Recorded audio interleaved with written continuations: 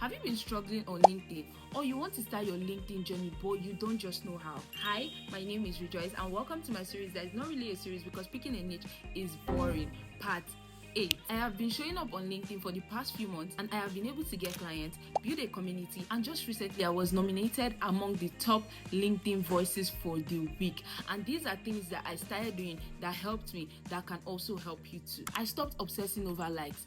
When I made my first post on LinkedIn, I got 3 likes. And every time when I posted after that, I will refresh my page 5 times to see who else has reacted to the post. But that is not the case on LinkedIn. It is not about the likes and impressions that you get. It is about the impact that you are putting out there. I stopped writing like a robot. I used to think that on LinkedIn, you needed to be one big professional. You needed to be working in one multinational company. That is how you get the engagement. But that is not true. People on LinkedIn are just trying to be themselves. They are showing up messy, sharing their stories, and building themselves publicly. I stopped trying to sound like everyone else. See, when I started on LinkedIn, I used to go to all these big creators' pages. I'll go and copy their post, how they started their post, how they ended it. What I did not realize was that I was copying their voice, not my voice, because they were writing their post in their own voice. That is when I realized that I needed to start writing in my own voice. Authenticity on LinkedIn is not about perfection. It is just about being you. I stopped ghosting LinkedIn. On some days, I will make posts and then before you know, I will feel tired and not motivated. I will just leave.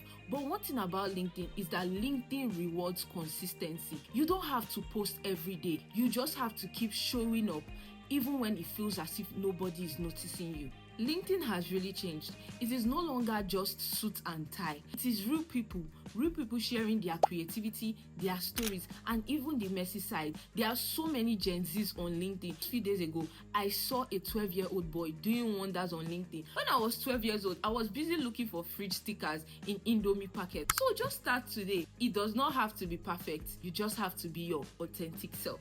I started replying my comments and DMs. You see this one? This one is the real cocoa. When you reply, you build connection, and connection is what fuels the LinkedIn algorithm and builds your growth. When you see somebody's post, stop dropping comments like "nice post, thanks for sharing." Don't do that. Read the post and drop thoughtful comments under this post. That is how you build connection, and that is how you grow on LinkedIn. If you liked this content, don't forget to like, comment, and share. And if you are curious to know what the next part of this series will be about, follow me and I will see you later.